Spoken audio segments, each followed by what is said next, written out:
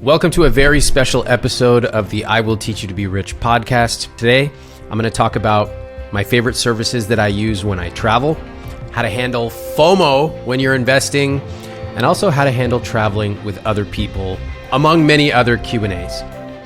Just a little context on where these questions come from. I've been running a money coaching program for a lot of my readers, and we have a monthly call. Every month I come on there, I do live Q&A, and we also have a Slack community where people ask each other questions. We have a ton of channels, investing, spending, relationships, all kinds of stuff. So I picked some of the best questions that people have been sharing with each other in there. And just so you know, if you'd like to join the money coaching program, you can get in at iwt.com/moneycoaching. That is the only place to ask me Q&A about money. So with that said, let's jump into today's questions. Jane wants to know how she should talk to her kids about money. In the money coaching community, she asked, I'd love to get some real advice about talking to my kids about money. They are 9 and 11, and it seems that their interest is mainly to benefit themselves, e.g. video games, clothes, etc. I would love to get them more actively involved in our money decisions. I'm hesitant to bring up exact figures with them because I don't want them sharing those numbers around school or our community. Okay, Jane, at roughly 9, 11 years old, there's a few things that would be amazing to get your children involved with. And I firmly believe kids should be talked to about money, and they should be involved in the money process as part of being a member of a family. All right. Now, of course, as they get older, they get access to more money. They get the ability to be more responsible and plan for bigger things. But let's start at around the age of 10. So they can be helping grocery shop. Here's how much we have for groceries this week. Here's what we need to get. Can you help me plan it? Okay. They can be planning a dinner out. Here's how much we have for the family. Where do you think we should go? Oh, check the menu online. Will we be able to pay for everything? What about tax? What about tip? How much do we tip? These are things that they can be doing at that age with a little bit of help. As they get a little bit older, think about the things they like. You mentioned like video games, clothes, shoes, etc. So let's say they want shoes. Help them make a plan for how they are going to earn money to get those shoes. And of course, the younger they are, you can make it a little easier for them. You can help get them supplies for something like a lemonade stand. You can match whatever money they make doing chores or going around to neighbors. You can match it 1-to-1. The point is not for them to have to earn every single cent right now. It's just the idea that you can actually earn money by working hard. And finally, as it comes to planning vacations, even at a young age, 9, 10, 11, they can do this. Now, you don't have to tell them your entire income or your entire vacation budget, but when you can say is, okay, we're going to be gone Thursday through Sunday. I would like for you to help us plan what we're going to do Saturday morning. The amount we have for our family is $200. Look around at Virginia, where we're going, and look up some places. What do you think you want us to do? Of course, this builds on the skills of them helping you grocery shop, helping order dinner for the family because they have to account for all the phantom costs, taxes, tips, taxis, etc. And you're going to watch them as they become savvier and savvier with money. Great question, Jane. Keep me updated. I'd love to know how it goes. Aisha asks, what do you do when you feel like you made a wrong choice and you have regrets in spending your money? I spent money on something I thought would help me in my life, but it hasn't. Now I regret spending that money. It was a recurring service, and now I've stopped it, which is good, but I still feel bad about spending what I did. In this question, you can hear a lot of hot emotions. Regret. I still feel bad. And this is a big clue for me when I'm listening to people talk about their money decisions. These hot emotions. Because my philosophy is hot to cool. Right? Money is always going to be emotional. I will never tell someone stop feeling that way about money. But what I want you to do is to replace some of the emotions you feel, some of the negative ones, with positive ones about your rich life, and also to go from hot to cool. Cool means saying something like, wow, I really enjoyed spending money on that thing. I think we should do it again. Or, you know what? I bought this thing. It wasn't for me. I learned my lesson. I'm not going to do it again. You can see the difference between cool emotions, emotions that you are in control of versus I regret that. I made a horrible mistake. Those are hot emotions, and those tend to overwhelm us. So with spending, I want to give you one principle. The more money you spend, the more money you're going to waste. It's totally normal. I want to emphasize this because you never hear anybody in the money world talking about this. Most people in the money world are obsessed with waste. Oh my God, we got to find the waste. Oh my God, government waste, personal waste, waste. If you've ever run a business, if you've ever run a restaurant, if you've ever done anything of any meaning whatsoever, you know that there's a certain percentage that is pure waste. And that's life. If you try to go through life eliminating waste 100%, you're probably not doing anything very interesting. So the more money you spend, the more you're going to waste. Now, is that the best thing? No, I don't want you to be wasting 40% of your income. Of course not. But in my case, for example, sometimes I might order something from Amazon and maybe 1 out of 80 purchases doesn't work or it's not for me. Okay, most of the time I try to return it, but once in a while I can't. I just don't get around to it. I have other stuff going on, etc. Donate it. And did I lose $10 or $40? Sure. In the grand scheme of things, I have to allow for a little bit of waste because I'm running a complex system. And if you are working at a job, if you're running a household, if you're managing your own money, you are managing a complex system. And you've got to allow for a little bit of waste. Okay? So, Aisha, 2 things I've given you. 1, bring the emotions from hot to cool. Say, hey, I spent money on this. Here's what I thought it was going to do. It didn't do it for me. I learned my lesson. I'm not going to make that mistake as I continue on my rich life.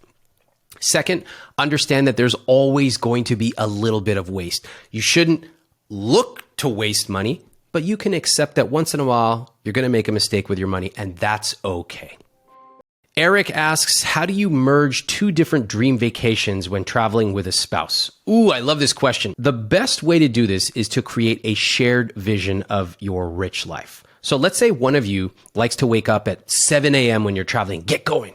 And the other wants to have a leisurely morning and lounge around, have a nice long breakfast. So it would be easy to point at your partner and be like, oh my God, it's so annoying. We're never going to have the chance to be in France again. We need to get up. You're always so lazy on the... Don't do that. All right. Before you go on vacation, create your vision of the trip, right? What's going to make this magical for both of us? And you can start off by asking that. Hey, what's going to make this a magical trip for us? And you can ask each other even more questions. Hey, tell me about how you like to travel. I noticed that when we've traveled in the past, you like to wake up early and get going. Tell me more about that. Where'd that come from? And if you're really genuinely curious, you might discover that they grew up only taking 3 vacations in their entire family history. And they always went with their big family and they spent the entire day out because they knew they wanted to see everything because they knew they would never come back. So that's actually really interesting. That's a big clue. And maybe you ask your partner, how did you feel at the end of the day? How do you want to feel at the end of our days when we now travel? Oftentimes we simply carry the lessons we learned from childhood into our current situation, even though our financial reality might be totally different. Maybe they didn't have enough money to take a longer trip. Maybe you do. You can also ask, what if you knew that we could go back to visit? How would that change things? Would it mean that we maybe don't need to see every single thing in one day? Or would you still want to see it? Ask in a genuinely curious way. Then tell them your perspective. You know, I grew up taking more vacations. We'd have a slow morning, then we'd come back and nap in the afternoon. Probably the downside is that we didn't see as much as you did when we would go places. And tell each other how you want to feel. I want to feel relaxed. I want to create memories. What do you think is a good way for both of us to get what we want? All right. This is the beginning of a beautiful conversation. Notice that is so much deeper than mere tactics, so much richer than pointing the finger and telling someone else, you are wrong and I am right. So you ask, what do you think is a good way for us to get what we both want? You start off by writing down your 3 key travel values. Maybe they look something like memorable experiences, great food, and laughing a lot with you. That sounds pretty good to me. All right. I did the same thing when my wife and I were planning our wedding. We wrote down our key values, and that helped us sort through the thousands of decisions we had to make about what type of flowers and what type of food and what clothes. We had 3 to 5 key values that we could lean back on. All right. So really important. And then once you have those values, suddenly these decisions become a lot clearer. Now, on a tactical level, let's say you're taking a 5-day trip, you might decide we're going to get there in the middle of the day on Tuesday. We're going to relax that day. The next morning, we're going to pack it all in. Then we're going to relax. Then we're going to pack it up, right? A lot of push and pull. You can do that. Or you might have this trip be totally packed and the next trip totally leisurely. Or you might let one person propose the trip, the other one review it, give some suggestions. There's lots of tactical ways you can come up with a shared vision. But the key is to not skip this step. This step is actually the most important, which is to understand your partner's perspective and jointly come up with a vision, a rich life vision for how you want to travel together. From James, what are some services you use to make traveling easier? All right, well, the obvious ones are TSA PreCheck and Clear. If you have certain credit cards, they'll credit you for Clear, etc. But that's kind of table stakes. Next off, I use TripIt, which is an awesome service. It's an app, and it will automatically monitor your inbox, and it will take any travel confirmations that come in there, and it will put them in this nice app. It will send you alerts. It sort of organizes everything. So when I get up to the airport, if I need to pull up a confirmation number, I know exactly where it is. I have an Amex Platinum that allows me access to lounges in certain airports, which is pretty nice. But I'll say the biggest thing that I do for traveling, which makes my life easier, is I have created an SOP, a standard operating procedure, along with my executive assistant. And this outlines every little detail about how I like to travel. And whether or not you have an assistant, I think this is really helpful because it just documents what's in your head about the type of preferences you have for traveling. So here's a few things that are in my SOP. What airlines I like to fly, in what order. So if there's not a certain flight available on this airline, go to the next. That way I never end up flying American Airlines, okay? Nobody wants to fly American. Next up, what seat? I know what seat I like to sit in, and that would be a window seat, blah, blah, blah. So that is written down. Now, if that seat's not available, I have the next one listed. There's a lot of other detailed preferences. For example, not having me land in JFK at 4:45 on a weekday. Why? Because then I'm going to be sitting in traffic, rush hour traffic, for an hour and a half. So there are little tweaks that all can be written down, and then my assistant knows it. And over time, she gets really good at intuitively knowing what's going to be a great flight for me. Obviously, in there would also be number of connections I'm willing to do, which is 0. Any other variety of things.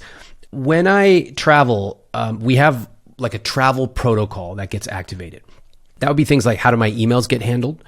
My assistant knows to reply to certain people saying, hey, he's on the road. He might be slow getting back to you. Can I help? Sometimes when I'm traveling over a long period of time, I will have things at my hotel when I arrive. So my assistant will know what I'm eating and will have shipped a bunch of food, for example, yogurt, fruit, etc., so that when I check in, it's already waiting for me in a bag. If you're interested in how to work with an assistant or even how to find an assistant, I actually have an entire program on this called Delegate and Done. I will throw a link into the show notes. For those of you who are busy, whether you are a CEO or even a parent and you want to use money to buy back some of your time, this program is actually an amazing way. It includes a lot of my SOPs that I use with my assistant. All right, some other tools. My suitcase. So I use a Toomey suitcase. I've had it for probably 15 years. It's awesome. And I have a go bag, a toiletry bag that is always packed. So when I come home, I'm refilling everything in it so that the next time I have to travel, it's ready to go. One last thing. You know, I'm always out here spending money on different things, testing out what works and what doesn't, so that I can come back and report to you what's worth it. Well, let me tell you something that's not worth it. All right. My dream is walking through the airport with my hands free. I don't know why. That's just my dream. It feels very luxurious to me. That is truly my rich life. So I decided, you know what? I'm going to start shipping my bags ahead of me. You can get services to come. They'll take your suitcase, they'll ship it ahead. It arrives at the hotel before you get there.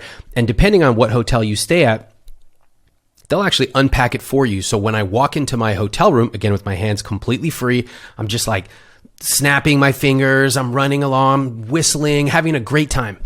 And I walk in, check in, boom. All my clothes are already unpacked in the closet for me. That is the life.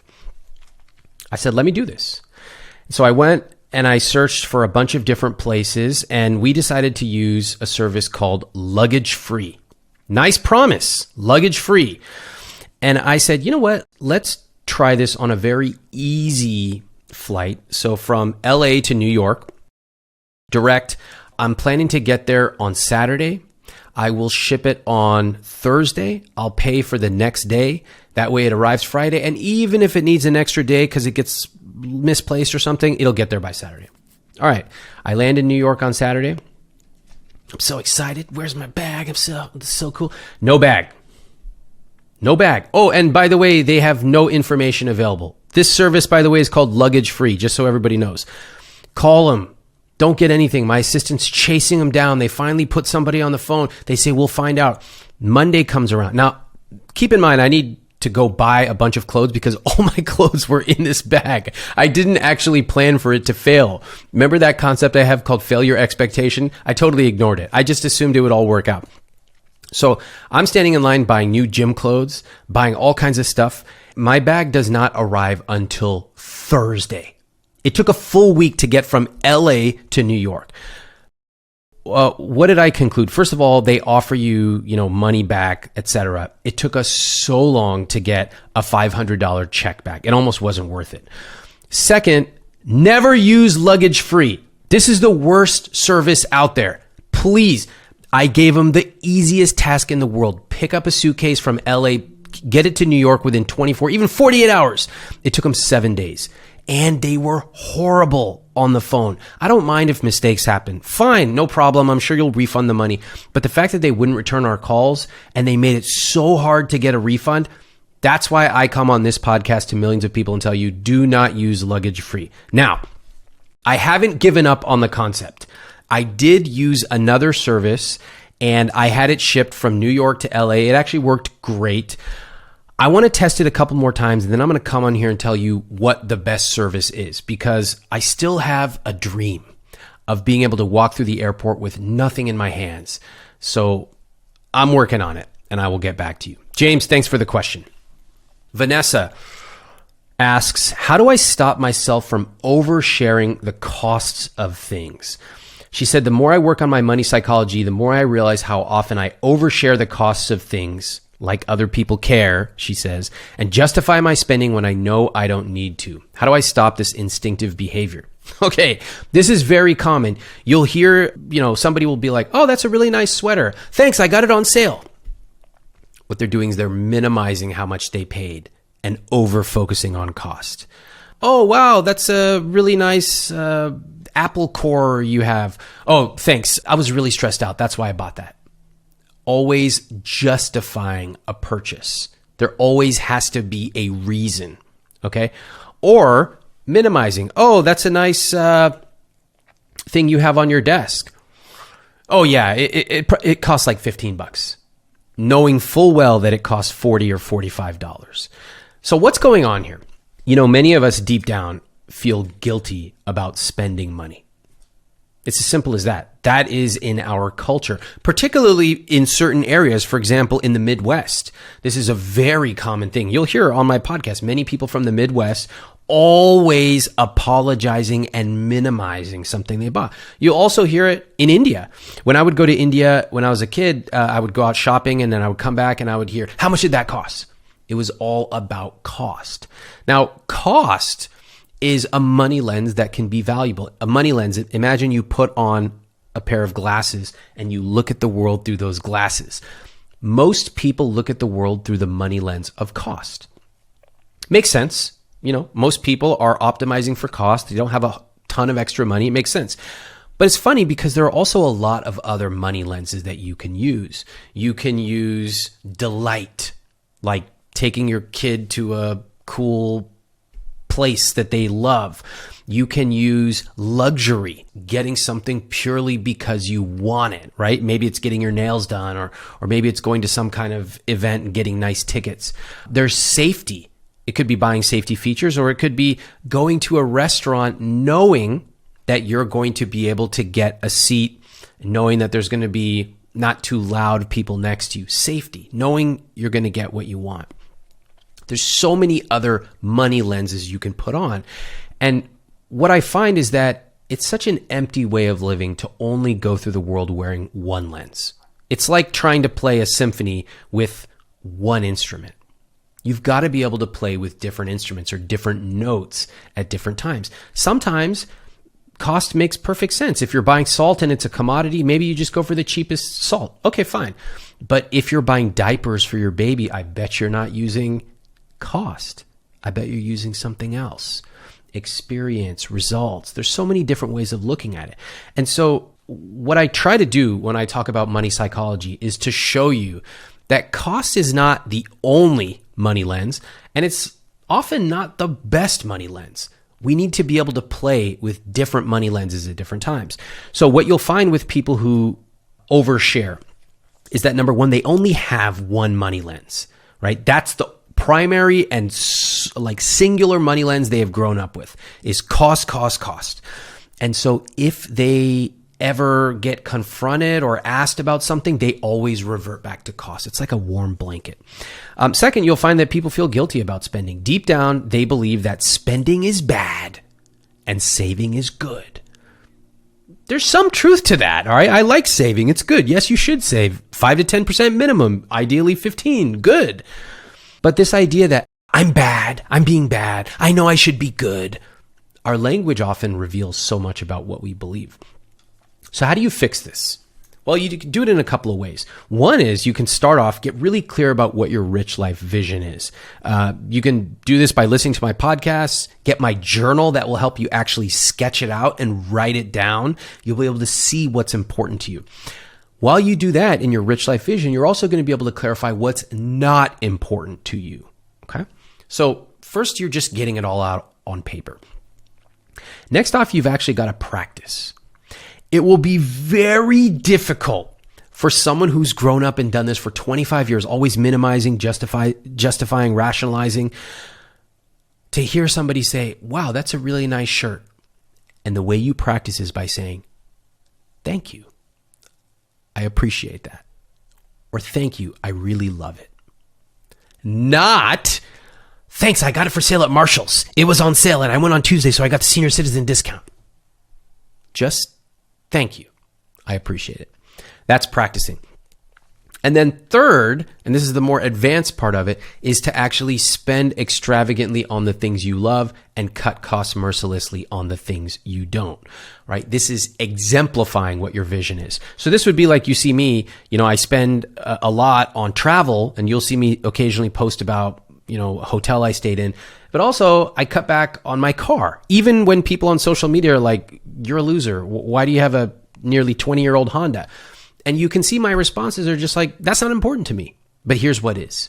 So that takes a long time to get to, but you start with baby steps. You start off by sketching out your vision and then practicing. And over time, you will also work on your money psychology to realize I'm worth it.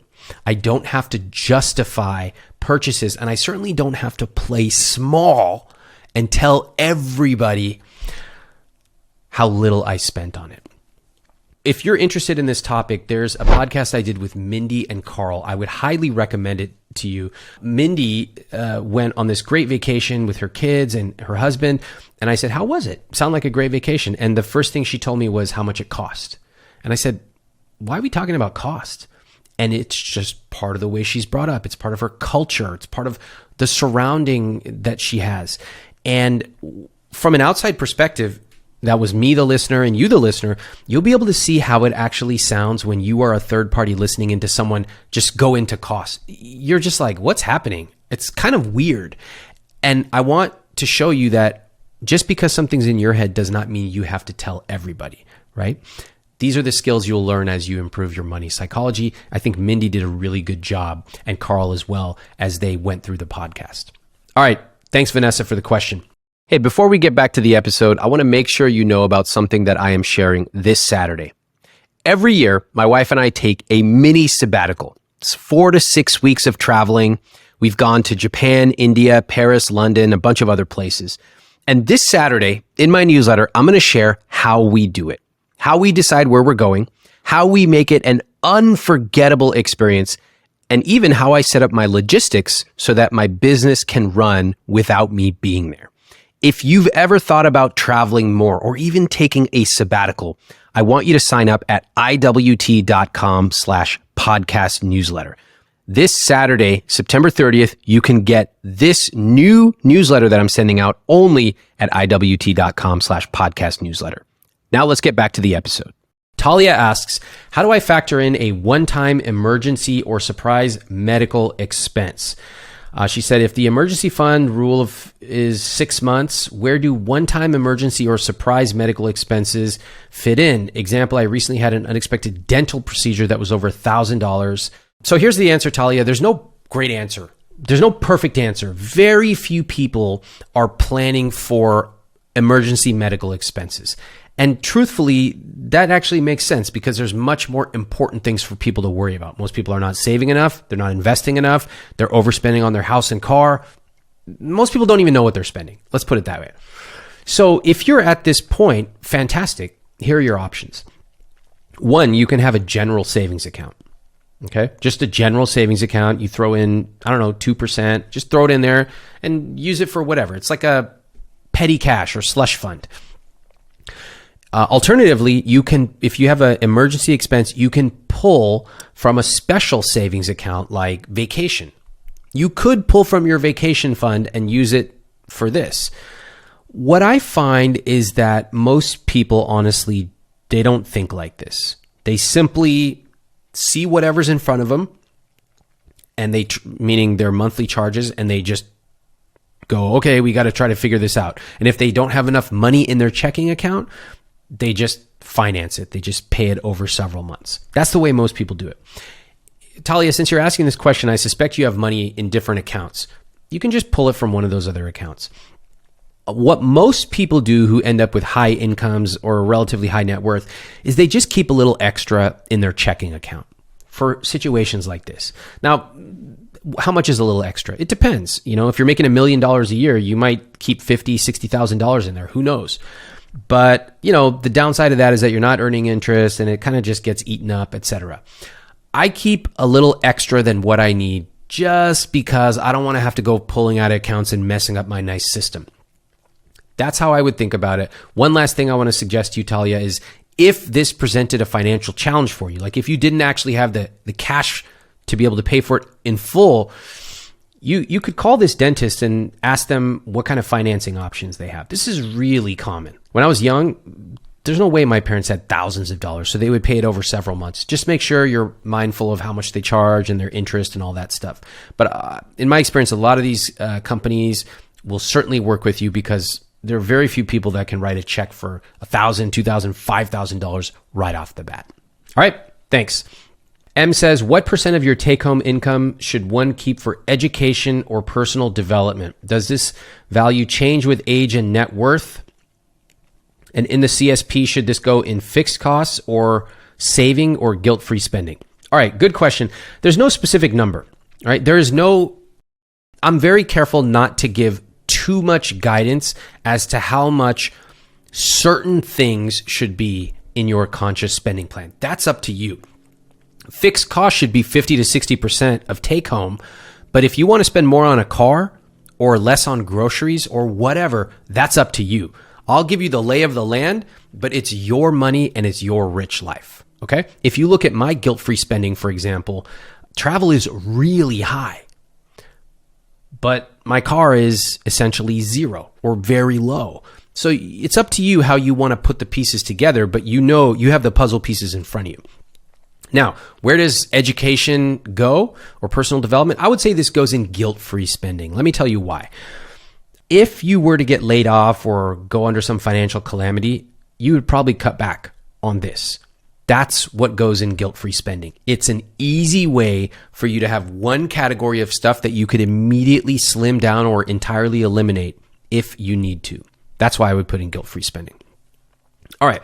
You know, these questions are coming from my money coaching program. We have this Slack community where we have people talking about the podcast episodes, people asking tons of questions. So if you've ever wanted to get your questions answered from other people who are going through the rich life journey, that's where you can ask it in iwt.com/money coaching.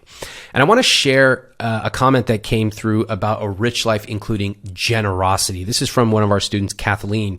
She said, I sent $2,500 each to my 3 younger cousins, along with instructions to set up Roth IRAs on Fidelity and to invest in the S&P 500 index fund. 1 used it for college costs and 2 are setting up the IRAs and paying it forward.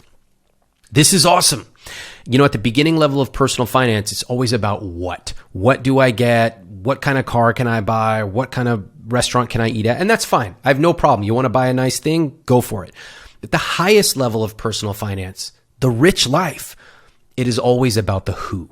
Who can I surprise? Who can I be generous to? Who can I bring with me? And this is a perfect example from Kathleen of paying it forward. I do believe that the more money we make, the more of an obligation we have to help other people. Okay? So you're going to find that throughout my material. And I'm unapologetic about it. Yes, the more I make, the more I should be taxed. The more I make, the more I tip. The more I make, the more I can give away and help and be generous and surprise other people. That is my vision of a rich life. Thank you, Kathleen, for sharing yours.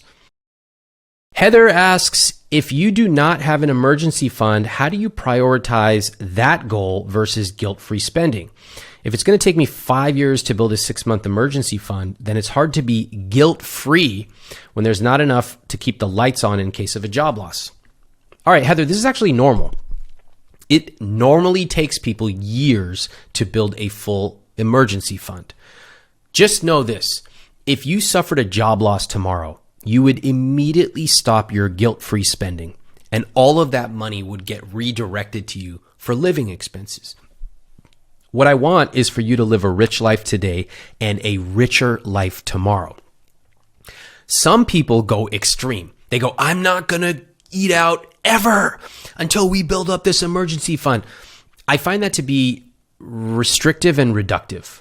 It's a all or nothing perspective. And the type of person who does that almost never loosens up. They continue that all or nothing approach until they die. So having a balance is a habit. It's a skill. You have to learn it. And the way you could do that is say, look, let's say I have $100 that I can distribute.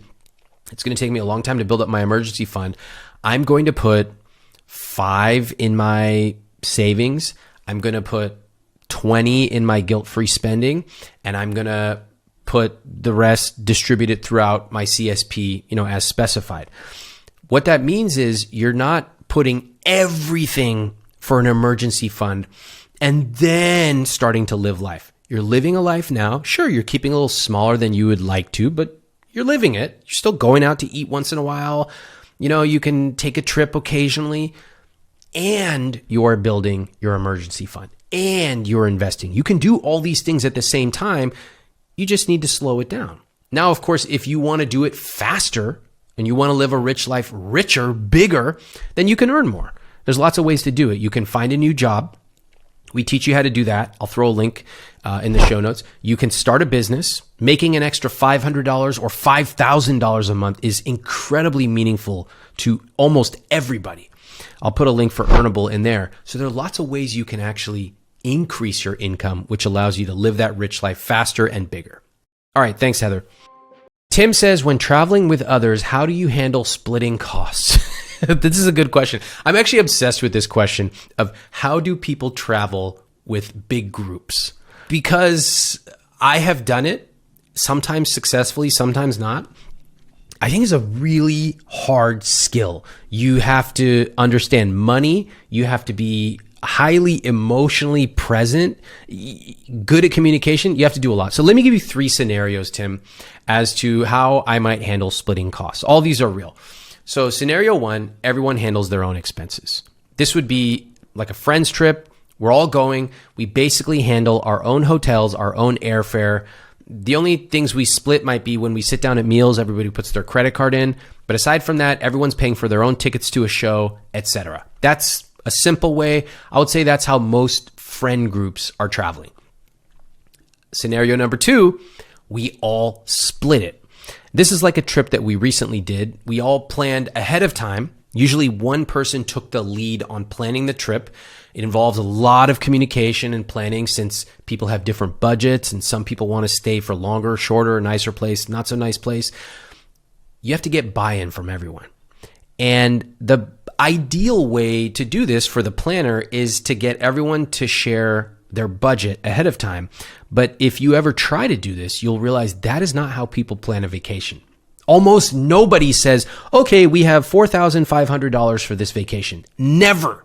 They never set a number ahead of time. If you actually ask them what their number is, they'll literally just look up at the sun. They'll feel for the wind, and they'll give you an incredibly unrealistic small number. It's like a number that they spent when they were 21 years old, and they still expect to spend the same amount now that they have 2 kids and they want to stay in a nice hotel. Like most people will tell themselves they're going to spend $3,000 and they'll end up spending $8,000. Then they'll just look at the bill. Oh, I guess we spent that much. Okay. Scenario number 2 is really hard to plan, but it can be done. You just need one person to take the lead. Scenario number 3 is where I pay for everything.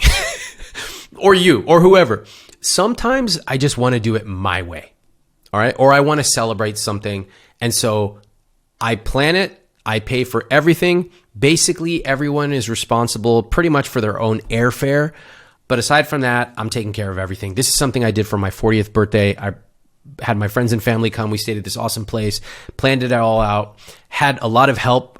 Cass was the one who actually planned most of it because I was dragging my feet. I get uncomfortable around my birthday, but she helped me do it, and it was an amazing experience. So those are 3 ways that I have found of handling splitting costs. Probably the most important thing you could do is just decide which of these are you going for. Also, I would say that money and travel, particularly with different people, raises a lot of really interesting questions like, are you paying for your parents? Or sometimes people feel beholden or uncomfortable if somebody else is paying. There's lots of dynamics to explore. If you are interested in this, send me a note. We'll talk more about it potentially in a future episode or on my money coaching program. Yeah, I'm just obsessed with this question. I think it's so interesting. All right. Rachel says, how do I know if my budget is reasonable for the destination that I'm traveling to without setting some arbitrary number? Well, honestly, it probably is an arbitrary number the first time you're planning something. I would say you have 2 options. First, you can make a list of every single thing you're going to do and then stick to those numbers religiously. And this is basically how a lot of people, including me, traveled in their early 20s because they had to. And it's fine. It works perfectly fine. You kind of sketch out how much you're going to spend per meal and add in the price of the train tickets, etc. Cool. Or another option is you make an educated guess, you take the trip, you come back and analyze it, and then you get a little bit better the next time you plan. I would say at this point in my life, I do the second. I always leave a healthy margin of error. For example, if a hotel costs, let's just say $300 a night, I actually know that it's realistically going to cost $450 a night when I factor in taxes and room service and drinks and tips and all kinds of stuff. But I always treat it as a learning opportunity. So each time we travel, we're analyzing it, maybe getting a little bit more accurate with time. But that requires having enough money to be able to make a little bit of mistakes, right? That's something I would keep in mind, Rachel, as you go through planning your trip. It's a skill. You will get better at it each time you do it if you come back and analyze it. Jen says, am I missing out on real estate? Anyone else feel like they're missing out when it comes to real estate? My husband and I have always been very happy renting in a high cost of living area. We also have friends who have bought. They have a 2.3% interest rate and they have so much equity in their home. We have friends that made over $500,000 flipping a home from 2019 to 2023. There's no way we could have made this by investing. I get the phantom cost, but it just creates this feeling in me like we are missing out on opportunities. All right, I could answer this, but I want to share some of the answers that came in from other people in the money coaching community, just to show you the type of caliber of Q&A that's happening at iwt.com/moneycoaching. Cole said, You mentioned phantom costs, but there's also a thing as phantom gains. Many times people report gross gains without subtracting out all the costs they poured into the property before, during, and after the sale. Ramit shared an example of the grandmother who owned a home for 100 years and the grandchild sells for $750K profit. Fine, but the cost of maintenance, upkeep, selling, and closing trimmed that profit down to a fraction of the amount. Another person, grass seems greener, sure, but there is more to real estate than it appears. Just ask my landlord. He's heavily in the red and underestimated property tax increases, utility increases, contractor increases, and is a very unhappy owner of this house. Don't let FOMO be the guiding light for entering into real estate.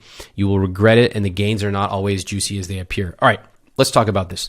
So, first of all, you can make a lot of money in real estate. There's no doubt about that. There's a lot of wealthy people who've made a lot of money in real estate, okay? What I want is for you to be honest about how the numbers work. First off, if you say, my friends bought and flipped a house between 2019 and 2023, do you see what might be going on in that time period? That's like me saying, I walked into a casino where the machine happened to be paying out 100% of the time, and I put my dollars in and I made a ton of money. I'm an amazing investor. No, you got lucky. This is one of the key characteristics of a skilled investor is it's okay to be lucky. In fact, it's fantastic to be lucky, but you've got to know when you are lucky and you've got to know when you are skilled. If you bought in 2019 and then guess what happened in 2020 with historically low interest rates and tons of money coming from the government being funneled in with historical low supply and on and on and on, well, guess what happened to prices? They went way up. Now, if you think that you're a genius because you did that, that's a mistake.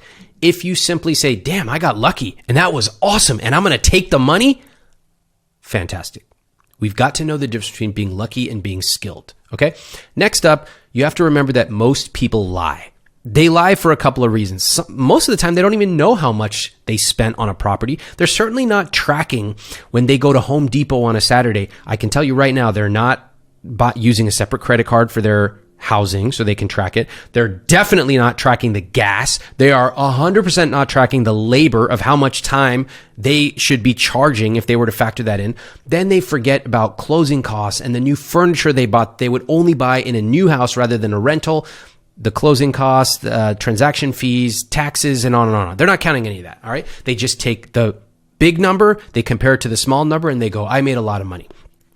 Another thing, you don't actually hear that many people who lost money posting about it on social media. We have an adverse selection problem. So you only hear the people who are out there saying these big numbers, most of the time not even understanding their costs.